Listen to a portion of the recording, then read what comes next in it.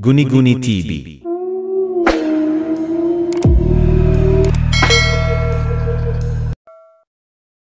Si Nora ay isang tindera sa palengke. Marami silang tinda mga prutas ng mga kapatid niya. Bata pa lang sila ay ulila na sila. Kaya mag-isa lang siyang bumubuhay sa mga kapatid niya. Kahit na 28 taon na siya, ay hindi pa siya nagkakaroon ng boyfriend. Gusto niya kasing makatapos muna sa pag-aaral ang mga kapatid niya. 4 sila magkakapatid, siya ang panganay. May usap-usapan sa kanilang lugar na pinatay daw ang kanilang mga magulang ng isang mangkukulam. Mababait ang kanyang mga magulang. Maraming suki ang nanay at tatay niya sa palengke. Kaya maraming naiinggit sa kanila. Ang alam ni Nora ay namatay sa sakit ang nanay niya. Lumobo ang tiyan nito at nagsuka ng nagsuka. Ilang buwan rin itong nagkasakit at tuluyan nang namatay. Ang tatay naman niya ay namaga ang buong katawan. Ilang beses na nilang dinala ito sa ospital pero laging sinasabi ng doktor na wala raw itong sakit.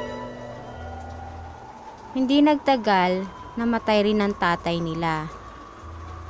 Bago namatay ang kanilang tatay ay kinausap siya na huwag pababayaan ang kanyang mga kapatid at sinabi rin ng kanyang tatay na ingatan raw ang isang bilao. Bigay raw ito ng lolo't lola nila. Makakatulong daw ito sa kanilang magkakapatid. Simula nang namatay ang kanyang mga magulang, lagi niyang tinitignan ang bilao. Sinabi niya sa isip niya na simpleng bilao lang to at lumang-luma na ito. Maganda pa nga yung bilao na bagong bili niya. May mga gabing nalulungkot siya. Naaalala niya ang mga magulang niya. Kinabukasan, maaga sila magkakapatid na pumunta sa palengke. Nasalubong nila si Aling Aurora at ang apo nitong si Alma. May mga usap-usapan sa kanilang baryo na mangkukulam si Aling Aurora. Ito daw ang kumulam sa nanay at tatay niya.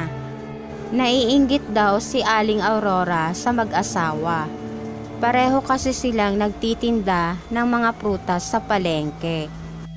Mabait si Nora, hindi siya naniniwala.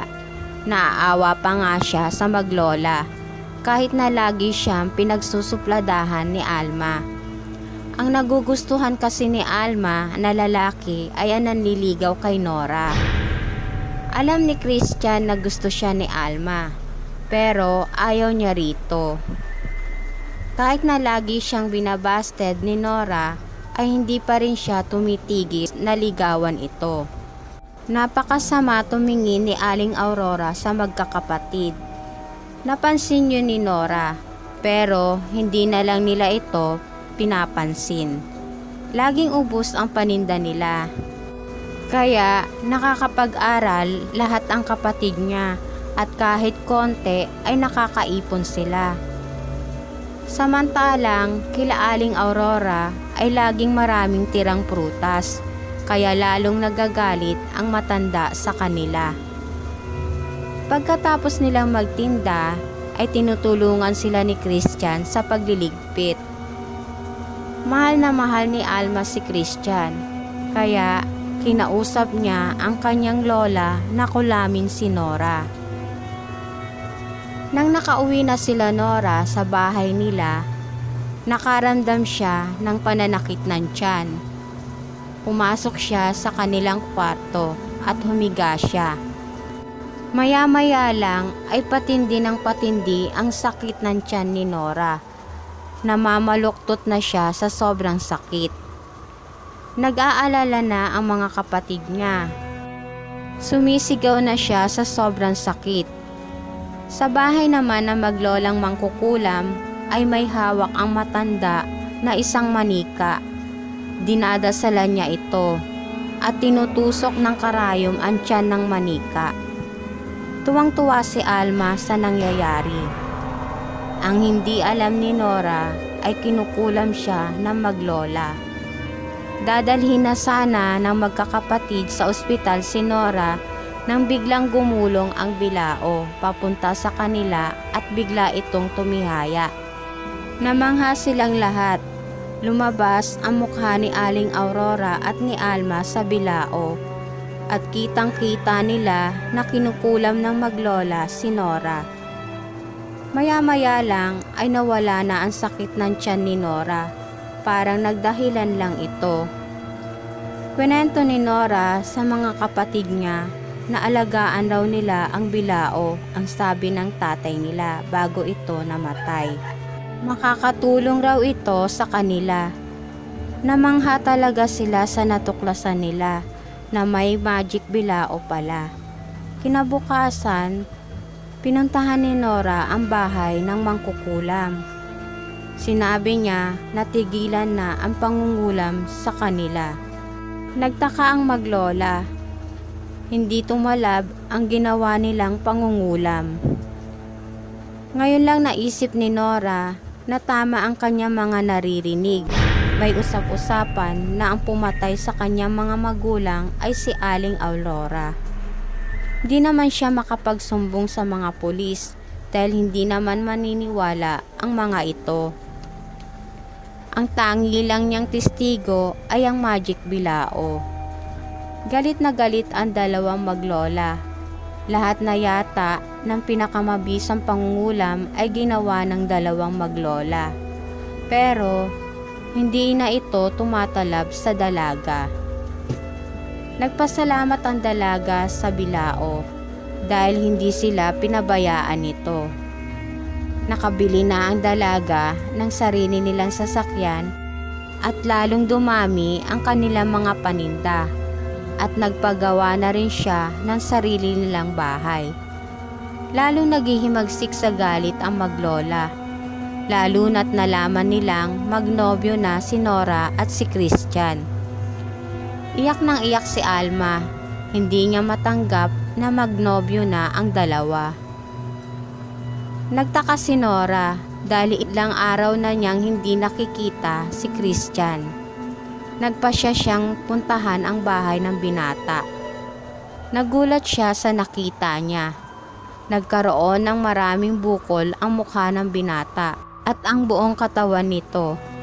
Pumasok agad sa isip niya na kinukulam ang kanyang nobyo. Nagpaalam siya sa binata at umuwi agad siya sa bahay nila.